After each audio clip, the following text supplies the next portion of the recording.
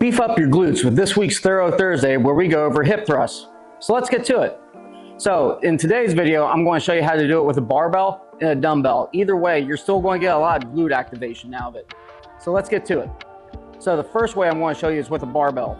So a lot of people either have a specialized foam block to be able to put their upper back on it, or usually use a bench. Either one's fine. So once you have the barbell set with the weight on it, me personally, I like putting a foam pad on the bar so it's a lot easier on my hips. If you don't have it, you don't have to have it. And you're going to simply get your upper back set on the bench or pad, roll it over into the crease of your hips, and then you're going to keep your feet down on the ground and squeeze your glutes all the way up, and then come back down with your hips with your chin tucked to your chest as you do it. So the reason you do that is to try to create as much as a hip hinge as possible.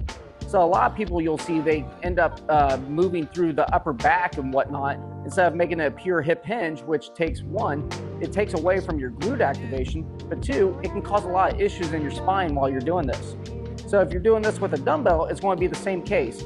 Instead, you just have the dumbbell either on the side or on the floor, and you're going to pick it up, put it on your hips, and then you're just going to drive your hips up and back down. But you notice in both forms, they look identical, with my chin tucked into my chest, my hips being the pure point of movement, and my feet flat on the ground. Now, if you do want a little more glute activation, you can have it with your toes slightly elevated off the ground. But I would probably try to have a wedge or something to pry my feet up so that way I don't lose traction on the ground.